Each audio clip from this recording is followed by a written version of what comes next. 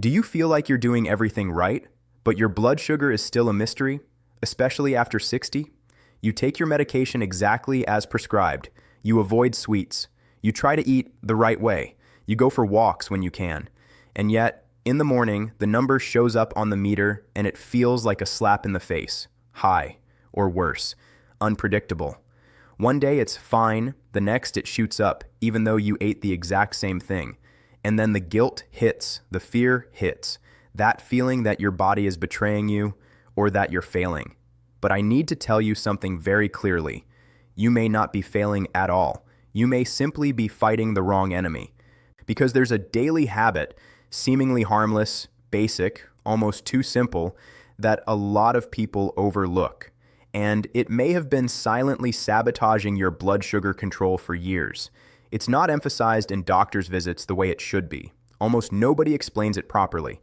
And yet it can completely change how your body responds to insulin, to medication, and even to the food you eat. That habit has a name: hydration. But not drinking water when you remember. Not having a glass here and there. Not counting coffee and juice as water. And not that generic advice of just drink more water.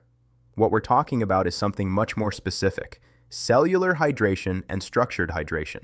And I know when you hear that, it can sound too simple to be true. It can even make you angry. Because if it were just water, why doesn't anyone talk about it seriously? Why does it always sound like a magazine tip instead of a central piece of blood sugar control? Here's why. The human body doesn't negotiate with simplicity. It runs on physiology. And physiology doesn't care if something is simple, affordable, or doesn't generate profit. If it's foundational, period. So take a breath with me, because what you're about to understand can lift a huge weight off your shoulders. The guilt of thinking this is weakness or lack of effort. Let's start with the basics. Why does blood sugar rise? A lot of people think it rises because I ate carbs. And yes, that's part of the story, but it's not the whole story. Blood sugar doesn't become a problem only because glucose enters your bloodstream. It becomes a problem when glucose can't leave the bloodstream and enter your cells, because inside your cells is where glucose becomes energy. Inside your cells is where your muscles work, your brain functions, and your body actually lives. And what opens the door for glucose to enter the cell is insulin. Now imagine insulin as a key and the cell as a door with a lock. The key can be perfect, but if the lock is stiff, rusty, jammed, the key won't work. You can add more keys, twist harder, force it, and nothing. The door won't open. And where does the glucose stay? In the blood, and the number goes up. What makes that lock stiff? Many things can play a role, but one of the most ignored and one of the most common after 60 is cellular dehydration. Yes, cellular dehydration, because there's a huge difference between I drank some fluids and my cells are hydrated. You can drink things all day long and still have cells that are dry on the inside.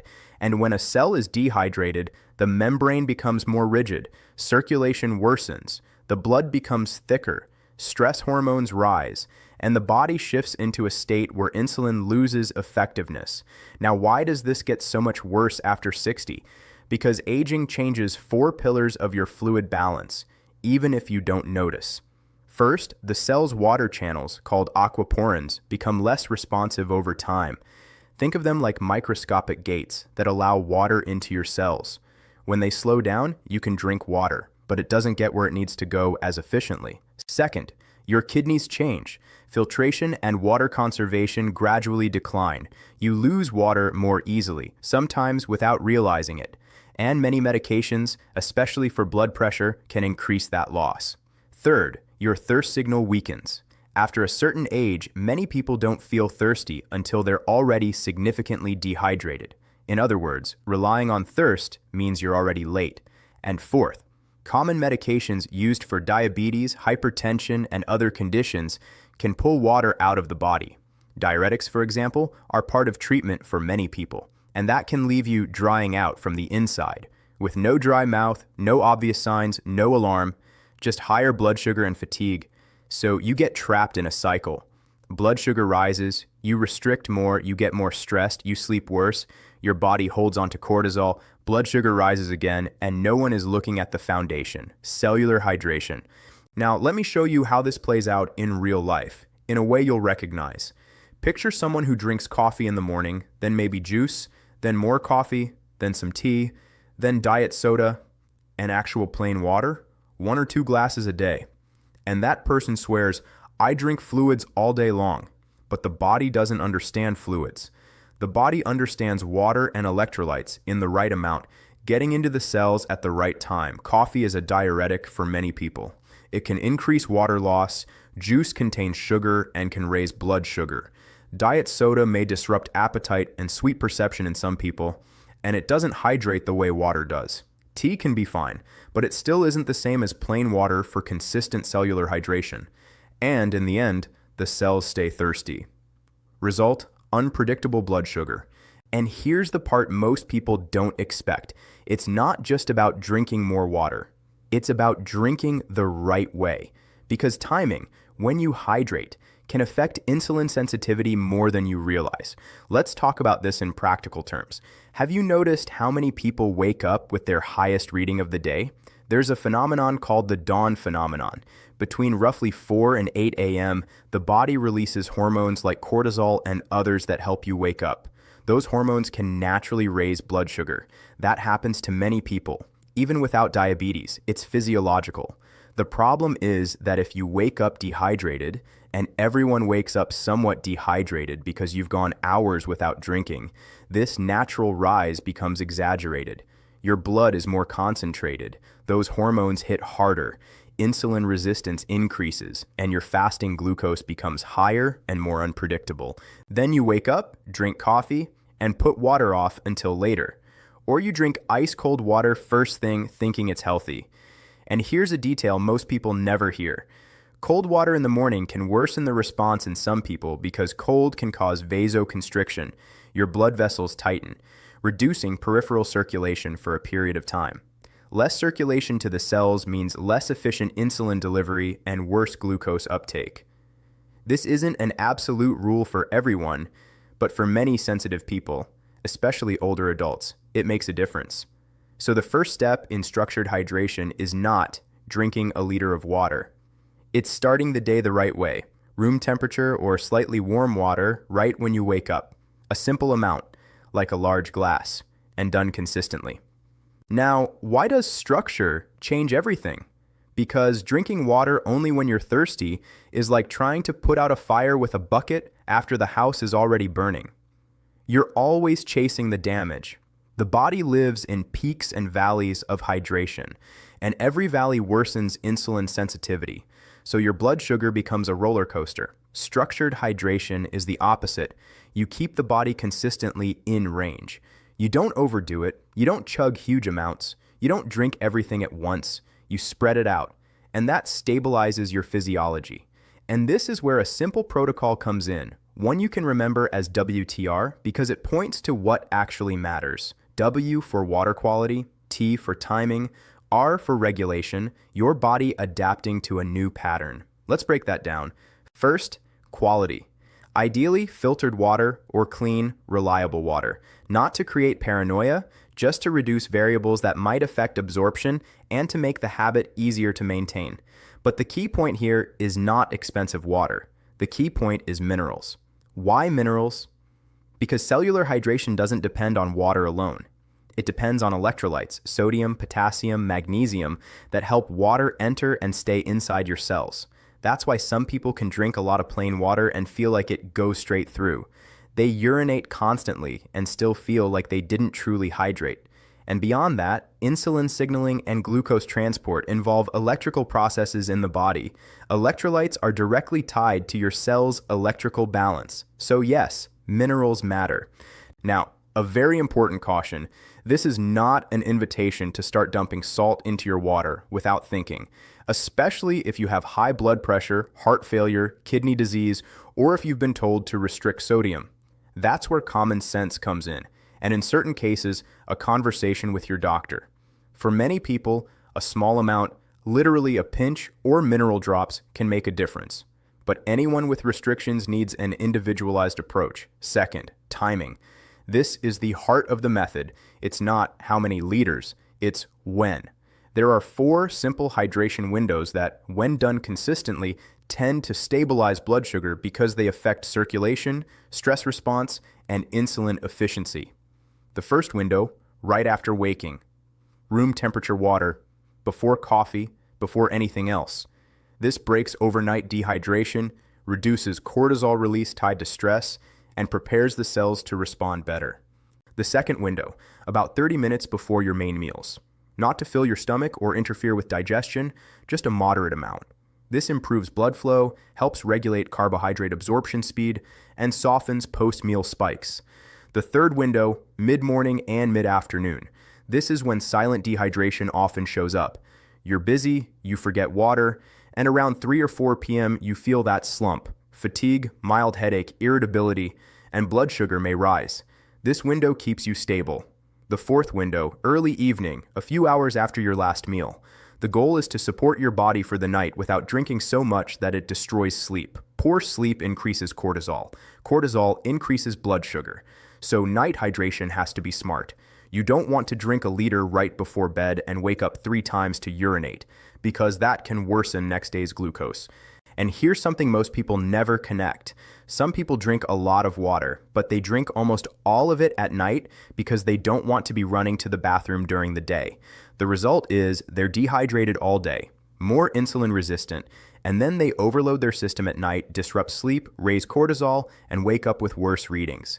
Not because water is bad, but because the timing is wrong. Third, regulation and adaptation. When you start hydrating properly, you may urinate more at first. That scares people. Many quit in the first week thinking, this isn't for me, but often that's your body recalibrating. It was used to conserving water. Now it has to relearn distribution. In 10 to 14 days, most people adjust, and that's when the benefits become clearer. What many people notice in that phase, beyond more stable glucose, is improved mental clarity, less fatigue, fewer headaches, better digestion, less dry skin, deeper sleep. Not as a miracle, as physiology. Now I want to reveal the climax. The top 3 mistakes that sabotage people and make the protocol fail, even when they drink water. Mistake number 1, counting coffee, juice, and soda as water. They're liquids, but they're not water. Coffee can pull water out. Juice can raise glucose. Diet soda doesn't hydrate like water and can confuse hunger and thirst signals in some people. Water is water. Everything else is something else. Mistake number 2, drinking ice-cold water first thing in the morning, especially if you already wake up with high readings and feel stiff. Cold can reduce circulation for a period of time. You don't need boiling hot water. You just need to avoid shock. Room temperature or slightly warm is the safest choice for most people. Mistake number 3, drinking only when you feel thirsty. After 60, thirst is a late alarm. When you feel thirsty, your body is often already in mild stress, and stress raises glucose. So if you wait for thirst, you're always correcting too late. That's why structured hydration isn't about willpower. It's about strategy. Now you might be thinking, okay, but how do I do this without turning my life into a prison? Simple. You create a ritual. And you start small. Tonight, put a glass of room temperature water next to your bed. Tomorrow, when you wake up, before anything else, drink it. That's it. For 3 days. Then add the window before lunch. 3 days. Then add mid-morning. 3 days. Then mid-afternoon. 3 days. Then add the early evening window, 2 or 3 hours after your last meal. Keeping the amount smaller so your sleep doesn't suffer. And that's it. You don't become a slave to it. You become consistent. Now, how do you know it's working? Not by perfection, by trend. One of the secrets of blood sugar control isn't never going up. It's predictability, a pattern, because a pattern can be adjusted. A roller coaster can't. It only creates anxiety. So here's what you do. Grab a notebook. Yes, a notebook. No app required, no fancy system. A notebook. Write the day. Check off the 4 windows. And record your fasting reading, and if you want, your reading 2 hours after a meal. That's it. After 2 weeks, look at the pattern. You'll see the connection. You'll see that days when you hit the windows tend to be more stable, and that becomes motivation because it becomes evidence. You stop living on guesswork. You can see it. But now comes the most important part: safety. This is not a cure. It's not something to replace medication. It's not a reason to stop treatment. It's meant to support treatment. If you have advanced kidney disease, heart failure, you're on dialysis, you have a medical fluid restriction, or you take diuretics and have a history of swelling or fluid imbalance, you need to do this with supervision because hydration can affect blood pressure, electrolytes, and fluid balance. For many people, it's straightforward, but for some, it needs adjustments. And it's also important to watch for signs of too much fluid, sudden swelling, rapid weight gain, shortness of breath, severe headaches, nausea. That's not common when you do this moderately and in a structured way, but it needs to be said. Now let's talk about a detail that seems small, but can change your whole day: coffee. Can I still drink coffee?